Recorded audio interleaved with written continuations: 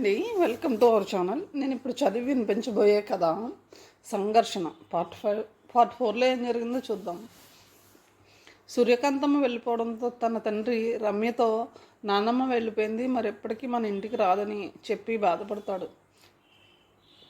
రమ్య అయితే నాకేంటి, నాకు సంబంధం లేని మనిషి గురించి నాకెందుకు చెప్తారని చెప్పి విసురుగా తన రూమ్లోకి వెళ్ళిపోతుంది.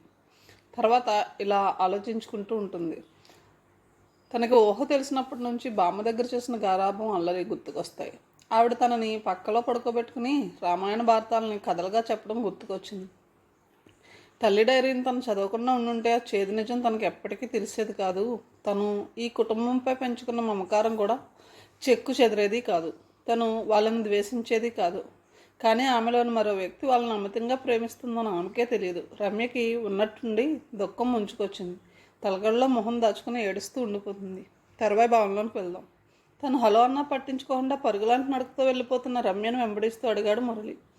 ఎన్నిసార్లు ఫోన్ చేసినా ఫోన్ లిఫ్ట్ చేయలేదు. తనపై హక్కున్నట్టు నిలదీస్తున్న అతను చూస్తే ఆమెకి పట్టారని ఆగ్రహం కలిగింది. మీరు ఎందుకలా నా వెంటబడి వేధిస్తున్నారు? దైవంచింతటితో మన పరిచయాన్ని మర్చిపోండి. అది జన్మలో సాధ్యపడదు. Because I love you from my heart of the hearts. ఆమె కళ్ళల్లోకి లోతుగా చూస్తూ అన్నాడు. రమ్య క్షణం స్థానం అయింది.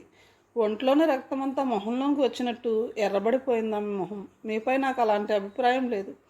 మరోసారి నాతో ఈ విషయం మాట్లాడక్కర్లేదు. నన్ను కలుసుకునే ప్రయత్నం చేయొద్దు. మీకు అర్థమైంది అనుకుంటాను, పదునైన స్వరంతో హెచ్చరికగా అని అక్కడి నుంచి వెళ్ళిపోతున్న రమ్యని కోరిక నిండిన కళ్ళతో కసిగా చూశాడు మురళి. రాత్రి 10 గంటలకు ఇంటి ముందు ఆటో దిగుతున్న రమ్యను చూసి వీధి వరండాలో పచార్లు చేస్తున్న నారాయణరావు స్థిమితపడ్డాడు.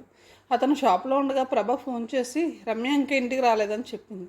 తను రమ్య కోసం వెతకడం వ్యర్థమని అతనికి తెలుసు. దారి తప్పిన చిన్నపిల్ల కోసం వెతకవచ్చు, కానీ ఎక్కడికి వెళ్తుందో తమతో చెప్పకుండా వెళ్తున్న పిల్ల కోసం ఎక్కడని వెతుకుతాడు? కాలేజీ నుంచి నేరుగా ఇంటికి రాకుండా రాత్రి 9-10 గంటల మధ్య వచ్చే ఆమె కోసం ఆందోళనగా ఎదురు చూడడం, ఆమె ఇంటికి రావడం, ఏమాత్రం ఆలస్యమైనా ఆమె ఏ ప్రమాదంలో చిక్కుకుందో నన్ను కంగారు పడ్డం అలవాటు అయిపోయింది అతనికి. ఇంటి మెట్లెక్కుతున్న రమ్యను చూసి అప్పటి వరకు అనుభవిస్తున్న ఆందోళన మాయమై రిలీఫ్గా అనిపించింది అతనికి. కూతురు ఆలస్యంగా ఇంటికి వచ్చిన కారణాన్ని నిలదీయలేని తన అసక్తతకు తనపై తనకే జాలి వేసింది అతనికి. అసక్తత కూడా కాదు, తనేం అడిగినా ఆమె జవాబు ఇవ్వదనే అధైర్యం. రమ్య పెడదవలో వెళ్తుందేమో అనే అనుమానం అతనికి ఏ కోసానా లేదు. ఆమెకు ఎవరో స్నేహితులు కొత్తగా దొరికారు. ఆ స్నేహితుల ప్రభావంతో ఆమె చదువుని కూడా నిర్లక్ష్యం చేస్తుందనే వేదంతో అతని మనసు నలిబిలి అవుతుంది. రమ్య స్నానం చేసి వచ్చి ఫ్రిడ్జ్లోంచి మంచినీళ్ళు తీసుకుని తాగి తన గదిలోకి వెళ్ళిపోవడాన్ని అతను గమనిస్తూనే ఉన్నాడు. ఆ రోజు రమ్య బర్త్డే అని ప్రభ చేసిన పాయసం టేబుల్పై అలాగే ఉంది. అతను పాయసం ఉన్న గిన్నెని ఫ్రిడ్జ్లో పెట్టాడు. ఆ ఉదయం లేస్తూనే అతను కూతురి దగ్గరికి వెళ్ళి చెప్పాడు, many happy returns of the day, wish you a very happy birthday. బర్త్డేనా? తల్లి తండ్రి ఉన్న అదృష్టవంతులకే బర్త్డే, నా లాంటి అనాథకి కాదు. నిరసనగా మొహం తిప్పుకుంటూ అంది. కొరడా దెబ్బలు తగిలాయి ఆ మాటలు. మొహం పాలిపోగా రమ్య అన్నాడు. ఆ పిలుపు ఆర్తనాదంలా ఉంది.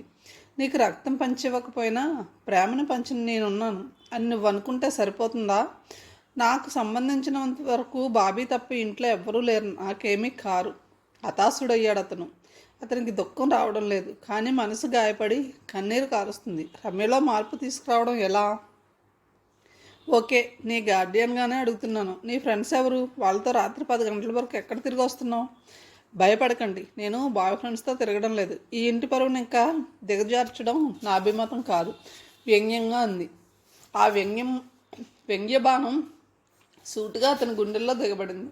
అతను ఏం అడిగినా రమ్య జవాబు ఇవ్వదని, ఒకవేళ ఇచ్చినా ఇలాంటి వ్యంగ్యమే ఆ జవాబులో ఉంటుందని అర్థమైనా అతను చేసేదేం లేక గది బయటకు వచ్చాడు. ఆడపిల్లలకు జాగ్రత్తలు మంచి చెడులు చెప్పే బాధ్యత తల్లిది. కానీ రమ్య ప్రభని శత్రువులా చూడడమే కాదు, అసలు ఆమె ఉనికినే పట్టించుకోవడం మానేసింది. ఒకవేళ ప్రభ చొరవ తీసుకుని కూతురిని హెచ్చరించాలనుకున్నా ఆమె మాటని రమ్య ఖాతరు చేయదని అతనికి తెలుసు. ఎలా రమ్యను దారిలో పెట్టడం? అతనికి ఈ సమస్యకి పరిష్కారం కనపడడం లేదు. ఏం జరిగింది సార్? ఎందుకలా ఉన్నారు? మ్లానమైన నారాయణరావు మొహాన్ని చూస్తూ అడిగాడు ప్రభాకర్. అతను ఆత్మీయ స్వరంతో అలా అడగగానే నారాయణరావు కళ్ళల్లో నీళ్లూరాయి. రమ్య సరిగ్గా చదువుకోవడం లేదయ్యా, కొత్తగా ఎవరో స్నేహితులు దొరికారు దానికి. ఆ స్నేహితులు మగవాళ్ళేమోనని కొంచెం కూడా అపనమ్మకం లేదు నాకు. కానీ వాళ్ళతో కలిసి రాత్రి 10 గంటల వరకు ఎక్కడ తిరుగుతుంది? నేను అడిగినా చెప్పడం లేదు. ఆమె ఎక్కడికి వెళ్తున్నారో నాకు తెలుసు అన్నాడు ప్రభాకర్. నాతో రండి. నారాయణరావు స్కూటర్ స్టార్ట్ చేశాడు. ప్రభాకర్ అతని వెనుక ఎక్కి ఎక్కడికి వెళ్ళాలో చెప్పాడు. గమ్యం చేరాక నారాయణరావుకి దిగ్భ్రమతో నోటమాట రాలేదు. అనాథ శరణాలయమా? రమ్య ఇక్కడికి వస్తుందా? ప్రతిరోజు సాయంకాలం నేను ఇక్కడ పిల్లలకి 1 గంట చదువు చెప్తాను సార్. రమ్య గారు ఇక్కడికి వచ్చి వాళ్ళతో గడుపుతారు. వాళ్ళకి మ్యాథ్స్లో డౌట్లు చెప్తారు. ఆ పసిపిల్లలతో తను ఒక పసిపిల్లలా ఆడతారు. నారాయణరావుకి రమ్య ప్రవర్తనలో నిగూఢంగా ఉన్న అర్థమేదో బోధపడినట్టుంది. తమని తల్లిదండ్రులుగా అంగీకరించిన ఆమెకి తను అనాథననే భావన నరనరాలను జీర్ణించుకుపోయింది. తనని ఇంతగా ప్రేమించే తమపై ద్వేషంతో ఈ అనాథలకి దగ్గరయ్యి వాళ్ళని ప్రేమిస్తుంది. నీళ్లు నిండిన కళ్ళకి అక్కడ పిల్లలతో ఆడుతున్న రమ్య కనిపించింది. నిశ్శబ్దంగా వెనుతిరిగాడు అతను. ప్రభాకర్ అతన్ని అనుసరించాడు. రమ్య కాలేజీ నుంచి నేరుగా ఇంటికి వెళ్లకుండా తను తరచుగా వెళ్ళే రెస్టారెంట్కి వెళ్ళింది. అనాథ శరణాలయానికి వెళ్ళాలి. ఇవాళ కూడా ఇంటికి ఆలస్యంగా వెళ్ళాలి. తండ్రి ఆలస్యంగా వచ్చినందుకు కారణాన్ని అడుగుతాడు. ఫ్రెండ్స్తో కలిసి పార్టీకి వెళ్ళానని అబద్ధం చెప్పాలి. అప్పుడు చూడాలి ఆయన మొహం. ఒక అబద్ధంతో ఇంట్లో వాళ్ళకి టెన్షన్ కలిగిస్తున్నందుకు తనను తాను అభినందించుకుంది. రమ్య తను ఎప్పుడు కూర్చునే టేబుల్ దగ్గర కూర్చుని బేరర్ రాగానే కాఫీ తెమ్మంది. ఇంతలో టేబుల్కి అవతల వైపు సరిగ్గా ఆమెకు ఎదురుగా కుర్చీలో అక్కుని కూర్చున్నాడు మురళి. రిలాక్స్డ్గా కూర్చుని ఉన్న ఆమె అతన్ని చూసి నిటారుగా అయింది. ఇక్కడ కూడా దాపరించావా అన్నట్టు చురుక్కున చూసి లేచింది. నా ఉనికిని కూడా భరించలేకపోతున్నావు అన్నమాట. పర్లేదు, నువ్వు నన్ను ప్రేమించకపోయినా మనం కలిసి కాఫీ తాగవచ్చు అన్నాడు చిరునవ్వుతో. రమ్య తిరస్కారంగా అతన్ని చూసి అక్కడి నుంచి వచ్చేయబోయింది. అతను ఆమెను వెళ్ళనివ్వకుండా ఆమె దారికి కాళ్ళు అడ్డం పెట్టాడు. ప్లీజ్ పల్లబిగువనంది.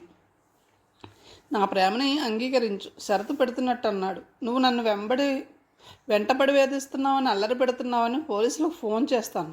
ఈవ్ టీచింగ్ నేరం కింద అరెస్ట్ చేయిస్తాను. బ్యాగ్లోంచి సెల్ తీసింది. మురళి కళ్ళు ఎర్రబడ్డాయి. ఏం చూసుకునే నీకు అంత మిడిసిపాటు? అందంగా ఉన్నావని పొగరా? అసలు నీ పుట్టుక ఎలాంటిదో తెలిస్తే నిన్నెవరు ప్రేమిస్తారే? నీ తండ్రి కొజ్జా, నీ తల్లి ఎవరితోనో పోయి నిన్ను కంది. ఇంకా ఏదో అనబోతున్న అతని చెంప చెల్లుమంది. ఆగ్రహావేశాలతో ఉడికిపోతూ అరిచింది రమ్య. రాస్కెల్, మర్యాదగా మాట్లాడు. మరోసారి వెంటపడితే నేను చంపేస్తాను. రెస్టారెంట్లోని జనం స్తంభించిపోయారు. మురళి అవమానంతో ప్రతీకారంతో రగిలిపోతూ బయటకు వచ్చి తన కోపాన్నంతటినీ కారు మీద చూపిస్తూ డోర్ తీసి కారు స్టార్ట్ చేశాడు. రమ్య విసురుగా బయటకు వచ్చింది. ఆమె మనసు అవమానంతో మండిపోతుంది. తన పుట్టుక గురించి చిన్నప్పటి నుంచి పొందిన అవమానం ఒక ఎత్తు అయితే ఇవాళ ప్రత్యక్షంగా పొందిన అవమానం మరో ఎత్తు అనిపించింది. ఆమె జ్వలిస్తున్న అగ్నిపర్వతంలా ఉంది. అసలు ఆ ఇంటికి వెళ్ళాలనిపించడం లేదు. కొన్నాళ్ళు కనీసం తన చదువు పూర్తి చేసే వరకు ఆర్థికంగా వాళ్ళపై ఆధారపడక తప్పదనే వాస్తవం ఆమెను ఇంటిదారి పట్టేలా చేసింది. ఇంటికి వెళ్తూనే గదిలోకి వెళ్ళి తలుపు మూసుకుంది. ఆ రాత్రి భోజనానికి కూడా బయటకు రాలేదు. నారాయణరావు ఆమె గది తలుపులు కొట్టి భోజనం చేయమని బతిమాలి విఫలుడయ్యాడు. హలో, నేను దీప్తిని మాట్లాడుతున్నాను. అవతలి స్వరం విని అనుమానంగా డిస్ప్లేలో నెంబర్ చూసి అడిగింది రమ్య. బయట నుంచి ఫోన్ చేస్తున్నావా? నీ సెల్ నెంబర్ కాదు ఇది. నా సెల్లో బ్యాలెన్స్ అయిపోయింది. జలుబు చేసిందా? గొంతుకలా ఉంది? అవును అంటూనే వరుసగా 2 సార్లు తుమ్మింది. ఓకే చెప్పు, ఏమిటి విశేషం? విశేషమే, రేపు నా బర్త్డే. రేపు సాయంకాలం మన ఫ్రెండ్స్ అందరికి పార్టీ అక్షయ హోటల్ పక్కన గెస్ట్ హౌస్లో. Okay please come Ramya, don't miss. Okay అంటున్నానుగా. రేపు సాయంకాలం సరిగ్గా 5:30కి తప్పకుండా రావాలి, సరేనా? దీప్తి ఫోన్ పెట్టేసింది. మర్నాడు ఆదివారం కాలేజీ సెలవు కాబట్టి నిదానంగానే తయారై పార్టీకి బయలుదేరింది. గెస్ట్ హౌస్ దగ్గర ఆటో ఆపి ఆటో అతనికి డబ్బులు ఇచ్చి అప్రయత్నంగానే హోటల్ అక్షయ వైపు చూసింది. నెల రోజుల కిందట అదే రోడ్లో వెళ్తున్నప్పుడు చూస్తే కస్టమర్లతో కలకల్లాడుతూ కార్ పార్కింగ్ కూడా చోటు దొరకని ఆ హోటల్ ఇప్పుడు నిర్మానుష్యంగా ఉంది. గేటు దగ్గర సెక్యూరిటీ ఎవరో కస్టమర్కి కాబోలు చెబుతున్నాడు. హోటల్ రిపేర్లో ఉంది, సర్వీసెస్ లేవు. రమ్య గెస్ట్ హౌస్ గేట్ దగ్గర వాచ్మెన్ అడిగింది. ఇక్కడ బర్త్డే పార్టీ జరుగుతుంది, దీప్తి వాళ్ళు వచ్చారా? లోపల ఉన్నారు, వెళ్ళండి. రమ్య లోపలికి నడిచి ఎదురుగా సోఫాలో కూర్చుని ఉన్న మురళిని చూసి పాముని చూసినట్టు ఆగిపోయింది. అనూహ్యంగా అతన్ని అక్కడ చూసిన షాక్లో ఆమె మెదడు క్షణం పనిచేయడం మానేసింది. వెల్కమ్ ఆమెను సమీపిస్తూ అన్నాడు. అప్రయత్నంగా ఒక అడుగు వెనక్కి వేసింది. ఇక్కడ దీప్తి బర్త్డే పార్టీ జరుగుతోంది, రమ్మని ఫోన్ చేసింది. తడబడుతూ అంది. దీప్తి ఫోన్ చేసినట్టు మరో అమ్మాయి చేత నేనే నీకు ఫోన్ చేయించాను, నిన్ను ఇక్కడికి రప్పించాను. రమ్య క్షణం ఊపిరి పీల్చుకోవడం మర్చిపోయింది. మరుక్షణం తేరుకుని వెనుతిరిగి అక్కడి నుంచి ఒక్క అంగలో బయటపడబోయింది. మురళి ఆమె చేయి పెట్టి ఆపేశాడు. చీ వదులు. అతని చేతిలో నుంచి తన చేతిని విడిపించుకోవడానికి విశ్వ ప్రయత్నం చేస్తూ అంది. నన్ను కొట్టిన చెంపపై ముద్దు పెట్టి వదులుతాను. అతని నుంచి ఆల్కహాల్ వాసన. అతన్ని చెంపదెబ్బ కొట్టినందుకు ప్రతీకారం తీర్చుకోవడానికే తనని అక్కడికి రప్పించాడని అర్థమైన ఆమె నిలువెల్లా కంపిస్తూ అరిచింది. యూస్ కౌండ్రల్, వదలరా నన్ను. మురళి ఆమె రెండో చేతిని కూడా బలంగా వడిసి పట్టుకున్నాడు. నువ్వు నన్ను కొట్టినందుకు ప్రతీకారం తీర్చుకుని అప్పుడు వదులుతాను. వెకిలిగా నవ్వుతామని బెడ్రూమ్లోకి లాక్కెళ్ళాడు. హెల్ప్ హెల్ప్ ఆమె గొంతు చించుకుని అరుస్తుంది. మురళి ఆమెని బెడ్ మీదకి తోశాడు. కాలెత్తి అతని కడుపులో బలంగా తనింది. అబ్బా బాధతో విలువెల్లాడుతూ పట్టు సడలించాడు. అదే అదనుగా రమ్య గదిలోంచి బయటపడింది. జాన్సన్, శేషు, అజయ్. మురళి బిగ్గరగా అరిచాడు. పక్క గది తలుపు దడాలను తెచ్చుకుని బయటకు వచ్చిన ఆ ముగ్గురు ఆమెని వెంబడించారు. గుమ్మం దాటపోతుంది రమ్యకు వాళ్ళ ఉద్దేశం అర్థమై పరిగెట్టబోయింది. అప్పటికే ఆలస్యమైంది. వాళ్ళు ఒకడు ఆమెని ఒడిసి పట్టుకున్నాడు. నిస్సహాయంగా గించుకుంటున్న ఆమెని బెడ్రూమ్లోకి ఈడ్చుకొచ్చాడు. మిగిలిన వాళ్ళు వాడిని అనుసరించారు. ఎంత పొగరే నీకు, నన్ను రెస్టారెంట్లో అందరి ముందు చెంపదెబ్బ కొడతావా, ఇవాళ కడుపులో తంతావా, నీ బతుకు నాశనం చేస్తా, పళ్ళు కొరుకుతూ అన్నాడు మురళి. ఆమె జుట్టు పట్టి గుంజుతూ, ఫ్రెండ్స్, ఇన్నాళ్ళుగా మనందరం దేన్నైనా కలిసే పంచుకున్నాం, ఇప్పుడు దీన్ని కూడా. కన్నుగీటి వికటంగా నవ్వాడు. థ్యాంక్ యూ బ్రదర్, కోరస్గా అరిచారు వాళ్ళు. రమ్యవాడి కబంధ హస్తాల్లో నుంచి తప్పించుకోవడానికి విశ్వ ప్రయత్నం చేసి విఫలరాలైంది. తన ప్రయత్నం వృధా అని, తన జీవితం ఆ రోజుతో సర్వనాశనం కాబోతుందని అర్థమైంది ఆమెకి. వాడు రమ్యని తేలిగ్గా బొమ్మనెత్తినట్టు ఎత్తి బెడ్ మీదకి విసిరేశాడు. రమ్య ఎంత షాక్లో ఉందంటే అరవడం మర్చిపోయింది. ఇద్దరు ఆమెని కదలనివ్వకుండా బలంగా పట్టుకున్నారు. కాళ్ళ దగ్గర నిలబడిన మురళి షర్ట్ విప్పుకోవడం ఆమె భయోత్పాతం నిండిన కళ్ళతో చూసింది. ప్రాణం పోకూడదు, తను ఉన్న చోట భూమి రెండుగా చీలిపోయి తను అందులో కూరుకుపోకూడదు. ఆమె కన్నీళ్ళు రావడం లేదు, కానీ ఆమె మనసు వెక్కి వెక్కి ఏడుస్తుంది. ఇంతలో ఏమైందో తెలియదు. మురళి పంతిలా ఎగిరి అవతల పడ్డాడు. అతన్ని అంత బలంగా కొట్టిన వ్యక్తిని ఆ ముగ్గురు అవాక్కై చూస్తున్నారు. నువ్వెందుకు వచ్చావురా ఇక్కడికి? ప్రభాకర్ని చూసి మురళి మండిపడుతూ అరిచాడు. తనను కొట్టింది అతనేనంటే ఇంకా నమ్మకం కలగడం లేదు అతనికి. తప్పు సార్, మీరు చేస్తుంది చాలా తప్పు, ప్రభాకర్ నచ్చ చెప్తున్నట్టు అన్నాడు. ఆ అమ్మాయిని వదిలేయండి, ఆమె జోలికి రాకండి. ఎంగిళ్ళ మెతుకులు తినే కుక్క, నువ్వు నాకు నీతులు చెబుతున్నావా? మురళి చెయ్యెత్తాడు. ప్రభాకర్ చెయ్యి మెరుపు వేగంతో కదిలింది. అతని పిడికిలి బలంగా మురళి ముక్కును తాకింది. అతను బాధతో వెలువెల్లాడుతూ చాప చుట్టలా పడిపోయాడు. అప్పుడు మిగతా ముగ్గురిలో చలనం వచ్చింది. ఒక కుమ్ముడిగా ప్రభాకర్పై పడ్డారు. అతను ఒక్కడు, వాళ్ళు ముగ్గురు. అతన్ని పచ్చడి కింద కొట్టగలరు, కానీ రమ్యని రక్షించాలనే సంకల్పం అతనిలో తెగువనిచ్చింది. ప్రతిరోజు క్రమం తప్పక చేసే వ్యాయామం అతని శరీరాన్ని దృఢంగా మార్చింది. ఎక్కడ తగులుతుందో కూడా చూసుకోకుండా వాళ్ళని కొడుతున్నాడు. అరగంటలో వాళ్ళని మట్టి కరిపించాడు. సుడిగాల్లో చిక్కిన పూలరెమ్మల అపాదమస్తకం కంపిస్తున్న రమ్యని బయటికి తీసుకొచ్చాడు. ఆ పోరాటంలో అతనికి గాయాలయ్యాయి. అలసట నిస్సత్తువ కమ్మకొస్తున్నా రమ్యని సురక్షితంగా ఇంటికి చేర్చాలనే సంకల్పంతో ఐఆమ్ ఓకే అని తనకి తనే సజెషన్స్ ఇచ్చుకుంటున్నాడు. అప్పటికి రమ్య కొంతవరకు షాక్లో నుంచి బయటపడింది. భయంకరంగా మూలుగుతూ నేల మీద పొర్లుతున్న వాళ్ళ వైపు ఏహ్యతతో కూడిన భయంతో చూసి అతన్ని అనుసరించింది. గేటు దగ్గర వాచ్మెన్ భయంతో బిక్కసచ్చి ఉన్నాడు. ప్రభాకర్ని చూసి వణికిపోతూ, నేనేమీ చూడలేదు, నాకేం తెలియదు అన్నాడు. లోపల వాళ్ళని తను చితకబాదడం అతను చూశాడని అర్థమైంది ప్రభాకర్కి. వెళ్ళి వాళ్ళకి మంచినీళ్ళు ఇయ్యి, లేకపోతే చేస్తారు అని ముందుకు నడిచాడు. ఆటో కోసం ఎదురు చూస్తూ రోడ్డు వారు నిలబడ్డారు. మీరు ఇక్కడికి ఎందుకు వచ్చారు? హఠాత్తుగా ప్రభాకర్ అడిగాడు. పరధ్యానంగా ఉన్న రమ్య ఉలిక్కిపడింది. మీరు గెస్ట్ హౌస్కి ఎందుకు వచ్చారు? జుగుప్సతో కంపించిపోతూ చెప్పింది రమ్య. తను రెస్టారెంట్లో సెల్ ఫోన్ మర్చిపోవడం, మురళి కాలేజీకి వచ్చి ఫోన్ ఇవ్వడం, ఆ పరిచయాన్ని కొనసాగించాలనుకోవడం, తన విముఖత, ముందు స్నేహమని తర్వాత ప్రేమ అని తన వెంటపడి వేధించడం, మోసంతో తనను గెస్ట్ హౌస్కి రప్పించడం వరకు అన్నీ వివరంగా చెప్పింది. కొన్ని క్షణాలు మౌనంగా ఊరుకున్నాడు. మురళికి లేని అలవాటు లేదు. అతను కన్ను పడిన ఏ అమ్మాయిని వదలడు. మీరు చాలా జాగ్రత్తగా ఉండాలి. చీకటి పడకుండా ఇంటికి వెళ్తూ ఉండండి. కొన్నాళ్ళు శరణాలయానికి కూడా వెళ్ళకండి. రమ్య తల ఊపింది. మీరు ఇక్కడికి ఎలా వచ్చారు? మురళి మీకు ముందే పరిచయమా?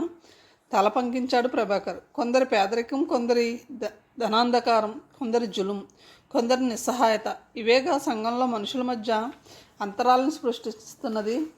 మురళి తండ్రి పనిభూషణరావు గారు వారింటి అవుట్ హౌస్లో నాకు ఆశ్రయం ఇచ్చారు. అందుకు ప్రతిఫలంగా మురళి నా చేత పని చేయించుకుంటాడు. ఇంట్లో పనిచేసినా నేను బాధపడేవాడిని కాదు. అతని స్నేహితులు గెస్ట్ హౌస్లో పార్టీ చేసుకుంటే మందు సోడాలు వగైరా నేను తెచ్చివ్వాలి. ఇక్కడ అతను వేసే వేషాలను పనిభూషణరావు గారికి చెప్పకూడదు. స్నేహితులతో కంబైన్డ్ స్టడీస్ చేస్తున్నాడని కథలు చెప్పి ఆయన్ని మాయ చేయాలి. ఆయన ముందు అబద్ధం చెప్పిన ప్రతిసారి ఆయనకు ద్రోహం చేస్తున్నానని అనిపిస్తుంది. రమ్యకి అతను చెప్తున్న మాటలు చెవికి ఎక్కడం లేదు. తన దుర్మార్గుల చేతుల్లో భంగపడకుండా భగవంతుడే అతన్ని అక్కడికి పంపాడా అనుకుంటుంది. జరిగిపోయిన సంఘటన కలిగించిన భయం నుంచి ఆమె ఇంకా తేరుకోలేదు. ప్రభాకర్ దారిన పోతున్న ఆటోను ఆపి అడ్రస్ చెప్పి ఎక్కండి అన్నాడు. మీరు కూడా నాతో రాగలరా అడిగింది బేలగా. అతను ఆమె పరిస్థితిని అర్థం చేసుకుని ఆటో ఎక్కి బాగా చివరికి జరిగి కూర్చున్నాడు. ఆటో ఇంటిని సమీపిస్తుండగా అతను ఆటో ఆపించి దిగిపోయాడు. రమ్య ప్రశ్నార్థకంగా చూసింది. మీతో నేను కలిసి రావడం ఎవరైనా చూస్తే బాగుండదు. మరో చిన్న మాట, జరిగినది మీ నాన్నగారికి తెలియనివ్వకండి, ఆయన తట్టుకోలేరు. రమ్య తల ఊపింది. ఆటో ముందుకు కదిలింది. రమ్య కాలేజీకి వెళ్ళడం మానేసి 3 రోజులైందయ్యా. నారాయణరావు స్వరంలోని ఆందోళన, నిస్సహాయతల వెనుక కూతురి భవిష్యత్తు ఏమైపోతుందోననే భయం ప్రస్ఫుటమవుతుంది. ప్రభాకర్కి ఏం మాట్లాడాలో తెలియలేదు. ఇంట్లో కూర్చొని చదువుకునే ఆర్ట్స్ గ్రూప్ కూడా కాదు, దానిది సైన్స్ గ్రూప్ కదా. ప్రస్తుత పరిస్థితుల్లో ఆమె కాలేజీకి వెళ్ళకపోవడమే మంచిది సార్. అంటే నా ఉద్దేశం, ఆమెకు చదువుకోవాలని లేనప్పుడు మీరు బలవంతంగా చదివించలేరు కదా. అతని వైపు చూడకుండా అన్నాడు. కాదు, ఏదో దాస్తున్నావు నువ్వు. ఏదో జరిగింది, లేకపోతే రమ్య ఉన్నట్టుండి కాలేజీకి వెళ్ళడం మానదు. చెప్పు, ఏం జరిగింది? ఇంకా నారాయణరావు ముందు అబద్ధం చెప్పలేని అనిపించింది అతనికి. అతను ఆ రోజు జరిగిందంతా చెప్పాడు. వింటున్న నారాయణరావు చేతులు గుండెలపైకి వెళ్ళాయి. కళ్ళల్లో నీళ్లు చిప్పిలుతుండగా ప్రభాకర్ చేతులను పట్టుకున్నాడు. నువ్వు దేవుడు ప్రభాకర్. నువ్వు కానీ ఆ టైంకి అక్కడికి వెళ్ళకపోతే రమ్య ఏమైపోయి ఉండేది? దుఃఖోద్వేగంతో కదిలిపోయాడు అతను. కొద్దిసేపటి తర్వాత అడిగాడు, తనని కొట్టావని మురళి నీపై కక్ష కడతాడేమో. తల పంకించాడు ప్రభాకర్. ఆ సంఘటనలో తప్పంతా నాదేనని నింద మోపి దానికి వికృతమైన రంగులు పులిమి తండ్రి చేత నన్ను అక్కడి నుంచి వెళ్ళగొట్టించాడు. అరేరే, ఇప్పుడు ఎలా మరి? ఫ్రెండ్ రూమ్లో ఉంటున్నాను. వాడికి తెలియని లెక్కలు చెప్తున్నందుకు వాడి రూమ్లో ఉండనిచ్చాడు. మరో 4 నెలల్లో పరీక్షలు అయిపోతే ఎలాగూ ఇక్కడి నుంచి వెళ్ళిపోతాను. నారాయణరావు కళ్ళల్లో నీళ్లూరాయి. అతను ప్రభాకర్ని కౌగిలించుకుని ఇన్నాళ్ల దుఃఖం బాధ కరిగిపోయేలా ఏడ్చాడు. రమ్య తులసికోట దగ్గర కూర్చునుంది. తను కాలేజీకి వెళ్ళి 1 వారం రోజులు. ఆ సంఘటన జరిగిన మర్నాడు దీప్తి ఫోన్ చేసి అడిగింది కాలేజీకి రాలేదేమని. ఒంట్లో బాగోలేదని అబద్ధం చెప్పింది. మరో 4 రోజుల తర్వాత ఒంటరితనం మరీ బాధ పెడుతుంటే తనే దీప్తికి ఫోన్ చేసింది. తనంటే ప్రాణం పెట్టే దీప్తి ముభావంగా మాట్లాడి ఫోన్ పెట్టేయడం ఆమెకి ఆశ్చర్యంతో పాటు బాధనే కలిగించింది. ఆమె తన స్నేహాన్ని కట్టడి చేసిందని అర్థమైంది. రమ్య గారు ఆలోచిస్తున్న ఆమె ప్రభాకర్ పిలుపుతో ఉలిక్కిపడింది. జరిగిన సంఘటన ఆమె మనసును ఎంతగా గాయపరిచిందో పీక్కిపోయి ఉన్న ఆమె మొహం చూస్తే అర్థమైంది అతనికి. అతను తను తెచ్చిన పుస్తకాలను ఆమెకి అందించాడు. ఆమె నిరాసక్తంగా వాటిని అందుకుంది. ఈ పేపర్ కటింగ్ చూసారా? కొంచెం పాతబడి ఉన్న న్యూస్ పేపర్ని ఆమెకు అందించాడు. ఆమె కొంచెం ఆసక్తితో దాన్ని చూసింది. 3 ఏళ్ల కిందటి న్యూస్ పేపర్ కటింగ్ అది. దానిలో 10th క్లాస్లో టాప్ ర్యాంకర్ల ఫోటోలు ప్రచురించారు. అందులో హరి ఫోటోతో పాటు తన ఫోటో కూడా ఉంది. దాన్ని చూసి రమ్య మొహంలో వేదన ప్రతిఫలించింది. ఒకప్పుడు స్టేట్ లెవెల్లో అత్యధిక మార్కులు సాధించిన విద్యార్థుల్లో తను ఒకటి. ఇప్పుడు తన కెరీర్ని తను చేజేతులా నాశనం చేసుకుంది. మీరు లాంగ్ టర్మ్ కోచింగ్ తీసుకుని ఎంసెట్ మళ్ళీ రాయండి రమ్య, మీకు మంచి ర్యాంక్ వస్తుంది. నాకు నమ్మకం ఉంది, నచ్చ చెప్తున్నట్టు అన్నాడు. నేను చదవలేను, నాకు ఇంట్రెస్ట్ లేదు. అతని వైపు చూడకుండానే అంది. నెగిటివ్ థింకింగ్ వద్దు, ఒక స్నేహితునిగా చెప్తున్నాను. నాకు స్నేహంపై నమ్మకం లేదు, నాకు మనుషులంటే భయం. పోనీ మనుషులతో వద్దు, పుస్తకాలతో స్నేహం చేయండి. పుస్తకాలు ఎంత గొప్ప స్ఫూర్తినిస్తాయో, ఓదార్పునిస్తాయో, లక్ష్యం వైపు ధైర్యంగా సాగిపోయే ఆత్మవిశ్వాసాన్ని ఇస్తాయో మీకు తెలియదు. నెక్స్ట్ అకాడమిక్ ఇయర్ స్టార్ట్ అవ్వడానికి జూన్ దాకా టైం ఉంది. ఈలోగా కాలక్షేపం కోసం పుస్తకాలు చదవండి. ప్రభాకర్ వెళ్ళిపోయాడు. రమ్య అనాసక్తిగా ఒక పుస్తకాన్ని చేతుల్లోకి తీసుకుంది. ముందు యథాలాపంగా 2 లైన్లు చదివిన ఆమె తనకు తెలియకుండానే ఆ పుస్తకంలో లీనమైపోయింది. అది రవీంద్రని గీతాంజలికి తెలుగు అనువాదం. చిన్నతనంలో తనకి సాహిత్యాభిలాష కలిగించిన నాయనమ్మ ఆ ప్రయత్నంగా గుర్తొచ్చింది ఆమెకి. ప్రభాకర్ తెచ్చిచ్చిన 2 పుస్తకాలను 2 గంటల్లో చదివేసింది. 2 రోజుల పాటు వాటిని మళ్ళీ మళ్ళీ చదివింది. మళ్ళీ అతను ఎప్పుడు వస్తాడో, ఎప్పుడు పుస్తకాలు తెస్తాడో అని ఎదురు చూస్తుంది. ప్రభాకర్ మళ్ళీ పుస్తకాలు తెచ్చాడు. Gorky, Tolstoy, Chekhov, Kodavatiganti, Viswanatha, Sri Sri, Tagore, Premchand, Saratchandra నవలలు, కథలు, కవితలు, చారిత్రాత్మక రచనలు, జీవిత చరిత్రలు. ప్రతి పుస్తకాన్ని కుతూహలంతో చదువుతోందామె. ప్రభా నారాయణరావు ఆమెలో మార్పును గమనించారు. గతంలో ఏమడిగినా పొల్లవిరుపుగా సమాధానం ఇచ్చేది. ఇప్పుడు సమాధానమే చెప్పడం లేదు. పుస్తకాలే ప్రపంచం అన్నట్టు ఎప్పుడు చూసినా ఏదో ఒక పుస్తకం చదువుతూనే ఉంటుంది. రమ్య ఉన్నట్టుండి ఎందుకు కాలేజీకి వెళ్ళడం మానేసిందో ప్రభకి తెలియదు. కొన్నాళ్ల తర్వాత నారాయణరావు ఆమెకు చెప్పాడు. రమ్య రాత్రి క్షేమంగా ఇంటికి తిరిగి వచ్చిందని సంతోషించినా ఎంత ప్రమాదం నుంచి బయటపడిందో తలుచుకుంటే ఆమెకి ఇవాళకి నిద్ర పట్టదు. ఆమె అర్ధాంతరంగా చదువు ఆపేయడాన్ని జీర్ణించుకోలేకపోతుంది. తన బాధని ప్రభాకర్ దగ్గర వ్యక్తం చేసింది. మీరు ఆమెని చదువుకోమని బలవంతం పెట్టకండి. కొన్నాళ్ళ తర్వాత అంతటా ఆమె చదువుకుంటానని అడుగుతారు. మిమ్మల్ని కేవలం ఓదార్చడానికి నేను ఈ మాటలను చెప్పడం లేదు అన్నాడు ప్రభాకర్.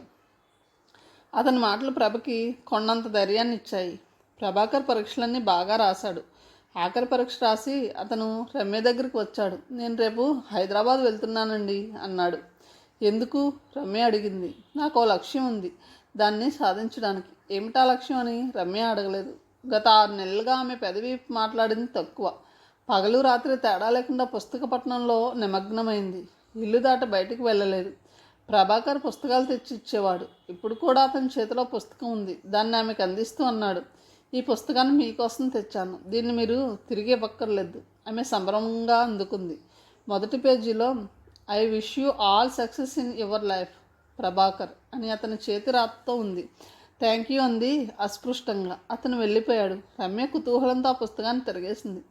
అది వ్యక్తిత్వ వికాసానికి సంబంధించిన పుస్తకం. విజయం సాధించడమే నీ లక్ష్యమైతే అదే తపంతో నిరంతరం శ్రమించు.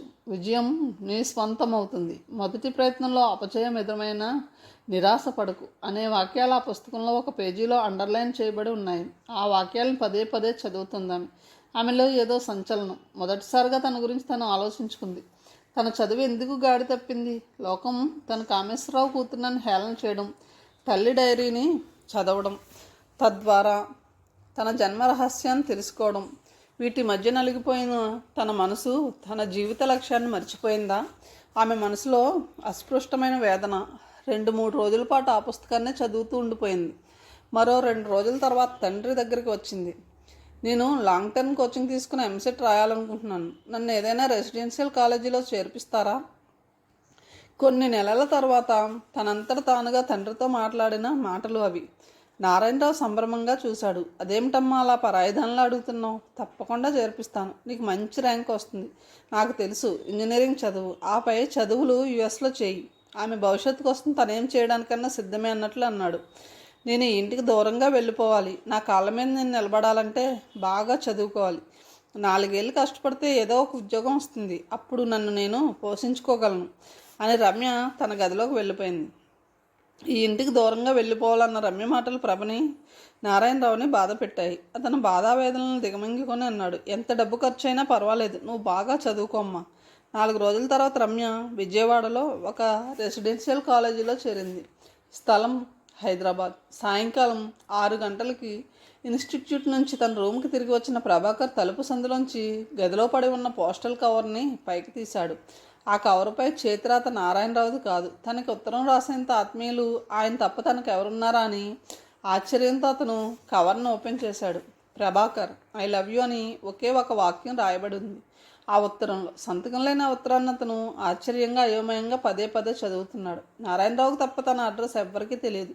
చేతిరాత్మను బట్టి అది ఆడపిల్ల దస్తూరి అని తెలుస్తుంది. కానీ ఆ లవ్ లెటర్ లాంటి ప్రేమ సందేహాన్ని తనకెవరు పంపారో అతనికి తల పగలగొట్టుకున్నా అర్థం కాలేదు. అతను ఆ విషయాన్ని పెద్దగా పట్టించుకోలేదు.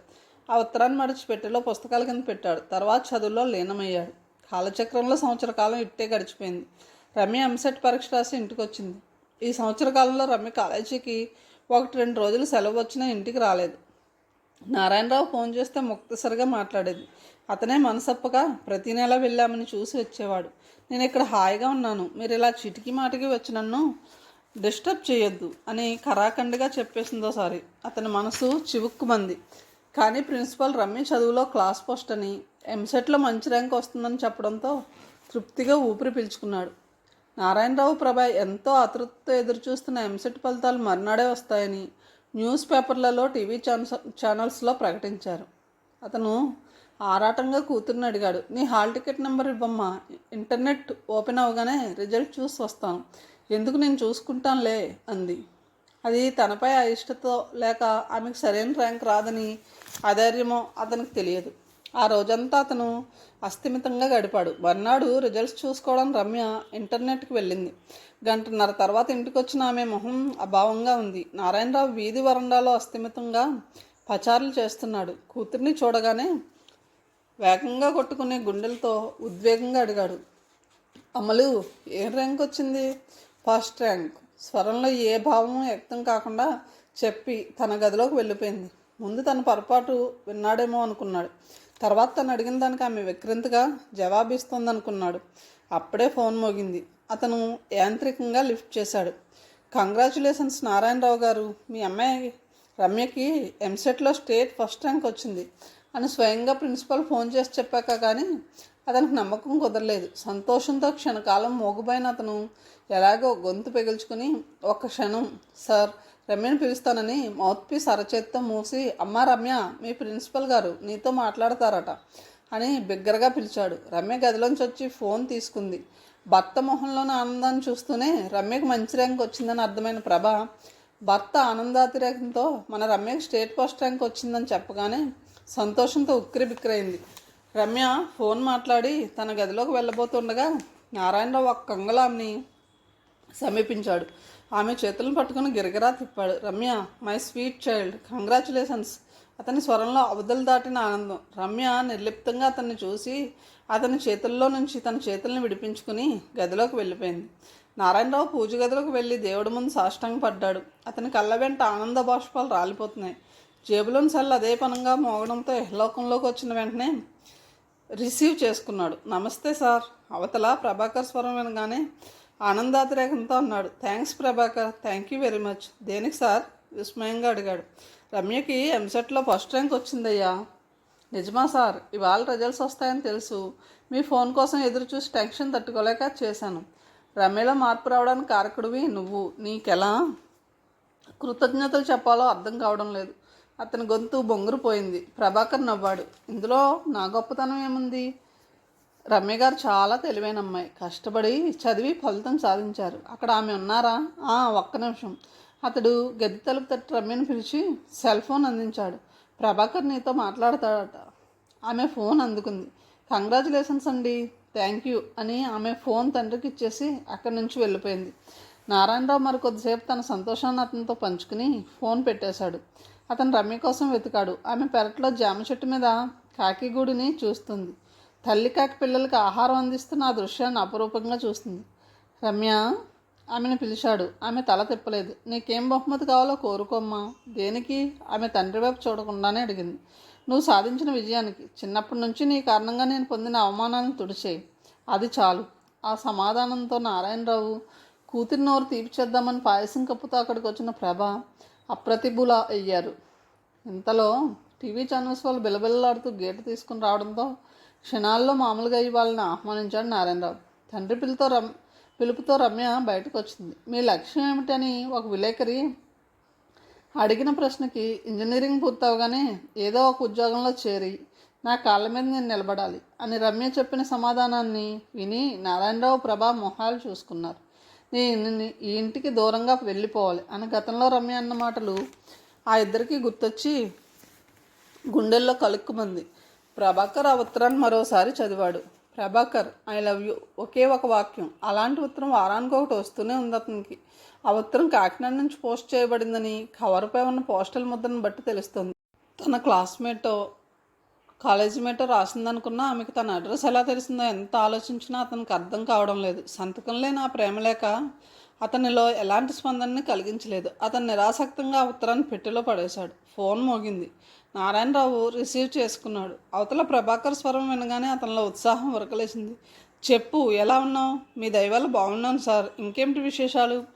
నేను సివిల్స్లో టాప్ ర్యాంక్ సాధించాను సార్. నిజంగానా? ఎంత మంచి వార్త చెప్పావు. సంభ్రమానందాలతో తలమునకలయ్యాడు. అంతా మీ భిక్షే సార్. ప్రభాకర్ స్వరం గాద్గదికమైంది. నేను చేసింది ఏముందయ్యా? కష్టపడ్డావు, ఫలితం సాధించావు. ఒకసారి ఇక్కడికి రాకూడదు? 2 రోజుల్లో బయలుదేరతానండి. చూడు, సరాసరి మా ఇంటికి వచ్చేయాలి. అర్థమైందా? అలాగే సార్. అమ్మగారికి ఈ విషయం చెప్పండి. ఉంటాను. అతను ఫోన్ పెట్టేశాడు. నారాయణరావు ప్రభకి ఆ శుభవార్తను చెప్పాడు. ఆ అబ్బాయికి సరస్వతి కటాక్షం ఉంది. తెలివితేటలు, దానికి తగ్గ కఠోర శ్రమతో కష్టానికి తగిన ఫలితం సాధించాడు అందామే ప్రశంసగా. ప్రభాకర్ వస్తూనే నారాయణరావుకి ప్రభకి పాదాభివందనం చేశాడు. నేను ఈనాడు ఈ స్థితిలో ఉండడానికి కారకులు మీరు. మీ రుణమెలా తీర్చుకోను సార్? తడికళ్ళతో చూస్తూ అడిగాడు. నిజానికి నేనే నీకు రుణపడి ఉన్నాను. రమ్యలో మార్పుకి కారణం నువ్వు. మా అమ్మాయి ఇంజనీరింగ్ చదవదని అనుకున్నాను. ప్రభాకర్ ఇబ్బందిగా కదిలాడు. ఒక్కొక్కసారి పొగడ్తలు కూడా ఎంత ఇబ్బంది కలిగిస్తే అతనికి మొదటిసారిగా అనుభవంలోనికి వచ్చింది. మా కాలేజీ ప్రిన్సిపల్ గారికి నేనే సివిల్స్లో సెలెక్ట్ అయ్యానని ఫోన్ చేసి చెప్పాను సార్. ఇవాళ సాయంకాలం కాలేజీలో నాకు చిన్న సన్మానం చేస్తారట. కంగ్రాచులేషన్స్. నేను అంత గొప్పవాడిని కాను, సన్మానం వద్దంటే ఆయన వినలేదు. నువ్వు గొప్పవాడివి కాదనుకోవడం నీ వినయానికి సంస్కారానికి నిదర్శనం. రమ్య గారు చదువు ఎలా సాగుతుందండి? బాగానే చదువుతుంది అనుకుంటున్నాను. మాకు ఉత్తరం రాయదు, సెలవులకు కూడా ఇంటికి రాదు. ఏవో కంప్యూటర్ కోర్సులు చేస్తుందట. నేనే అప్పుడప్పుడు ఫోన్ చేస్తూ ఉంటాను. నారాయణరావు మామూలుగానే చెప్తున్న ఆ స్వరంలో అంతర్లీనంగా ధ్వనించిన ఆవేదనని గమనించకపోలేదు అతను. 90% స్టూడెంట్స్ కెరీర్ ఓరియంటెడ్గానే ఉన్నారండి. మిగతావన్నీ వాళ్ళ దృష్టిలో సెకండరీయే అన్నాడు. నా సోదకేం కానీ, నువ్వు స్నానం చేస్తే మనం బ్రేక్ఫాస్ట్ తిని బయటకు వెళ్దాం. నువ్వు ఎవరినైనా కలవాలనుకుంటే కలిసిరా. నేను షాపుకి వెళ్తాను. సాయంకాలం అటు నుంచే మీ కాలేజీకి వస్తాను. ప్రభాకర్ తనకు కేటాయించిన గదిలోకి వచ్చాడు. స్నానమయ్యాక బయటకు వచ్చి నారాయణరావుని అడిగాడు. నేను ఒకసారి ఇంటర్నెట్ సెంటర్కి వెళ్ళొస్తా. మీకు బ్రేక్ఫాస్ట్కి లేట్ అయిపోతుందంటే కాసేపు ఆగి వెళ్తాను. బయటకు వెళ్ళక్కర్లేదు. రమ్య గదిలో కంప్యూటర్ ఉంది. అది ఇంజనీరింగ్లో చేరకముందే కొన్నాను. కంప్యూటర్ కొనగానే ఇంటర్నెట్ కనెక్షన్ పెట్టించాను అంటూ రమ్య గదిలోకి దారి తీశాడు అతను. ప్రభాకర్ అనుసరించాడు. అతను కంప్యూటర్ ఆన్ చేశాక నారాయణరావు ఫోన్ మోగడంతో బయటకు వెళ్ళిపోయాడు. మౌస్ కింద తన అడ్రస్ రాసి ఉన్న కవరు ప్రభాకర్ దృష్టిని ఆకర్షించింది. కవరు అతికించే ఉంది. ఎవరు రాశారు? రాసి పోస్ట్ చేయడం మర్చిపోయారా అనుకుంటూ ఆ కవర్ను ఓపెన్ చేశాడు. ఐ లవ్ యూ ప్రభాకర్ అని ఒకే ఒక వాక్యం, అదే చేతిరాత. తను హైదరాబాద్లో ఉండగా తనకు వచ్చిన 25 ఉత్తరాల్లోనూ అదే చేతివ్రాత. ఈ ఉత్తరం రమ్య గదిలో ఉందంటే ఆమె రాసిందా? ఆమె తనను ప్రేమిస్తుందా?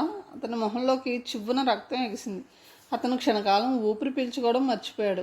అతని కళ్ళ ముందు రమ్య కనిపిస్తుంది. చిరునవ్వుతో, సిగ్గుపడుతూ, ఆరాధనగా, చిరుకోపంతో, రకరకాల హావభావాలతో కనిపిస్తుంది. ఐ లవ్ యూ అని ఆమె తన చెవి దగ్గర గుసగుసలాడుతున్నట్టు అనిపిస్తుంది. తనకి ప్రేమలెక్కలు రాస్తున్న అజ్ఞాత ప్రేమికురాలు రమ్య అని తెలిసిన ఆ క్షణం అతని వయసుని మనసుని ఒక మధురమైన భావం ఊపేసింది. మరుక్షణం తన అంతస్తు గుర్తుకొచ్చింది. అతను ఆ ఉత్తరాన్ని మడిచి ఫ్యాన్ జేబులోకి తోసి ఇంటర్నెట్ ఓపెన్ చేశాడు. ప్రభాకర్ పనభూషణరావు గారి ఇంటికి వెళ్ళేసరికి ఆయన క్లయింట్లతో బిజీగా ఉన్నాడు. ప్రభాకర్ని చూడగానే సంభ్రమంగా ఆహ్వానించి డ్రాయింగ్ రూమ్లోకి తీసుకెళ్లాడు. నమస్తే సార్, కులాసాగా ఉన్నారా? వినమ్రంగా అడిగాడు.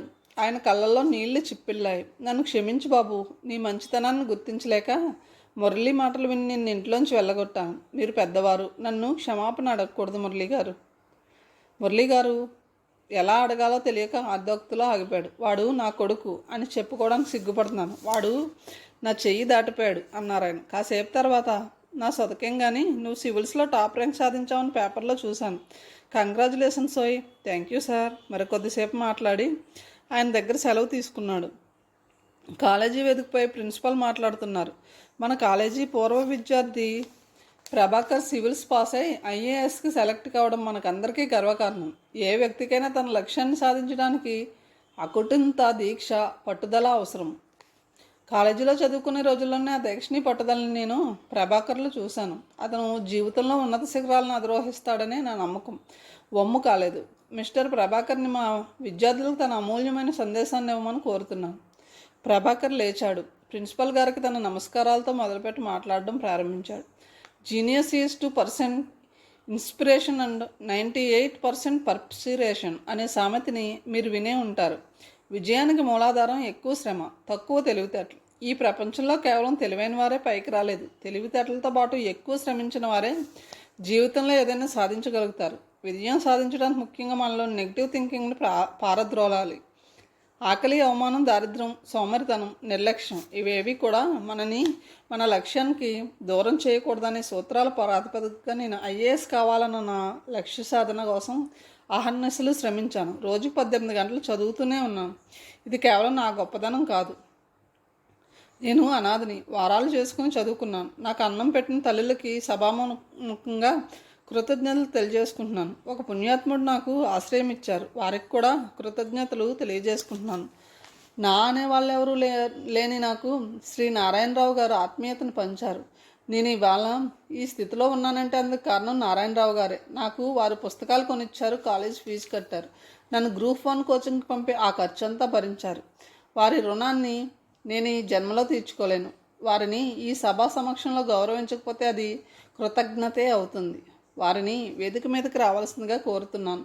సభలో కూర్చున్న నారాయణరావు వారింప చూశాడు. ప్లీజ్ రండి సార్ అర్థించాడు అతను. ఇక తప్పదని లేచి వేదిక మీదకి వచ్చాడు నారాయణరావు. అంతకుముందు ప్రిన్సిపల్ గారు తన మెడలో వేసిన పూలమాలని తీసి ఆయన మెడలో వేసి పాదాభివందనం చేశాడు. నారాయణరావు చెమ్మగిలిన కళ్ళతో అతనిపై ఆప్యాయతను వర్షిస్తూ అతన్ని లేవనెత్తి ఆలింగనం చేసుకున్నాడు. కథను ఇంతటితో ముగిస్తున్నాను. తిరిగి తర్వాయి భావంతో కలుద్దాం. Thank you.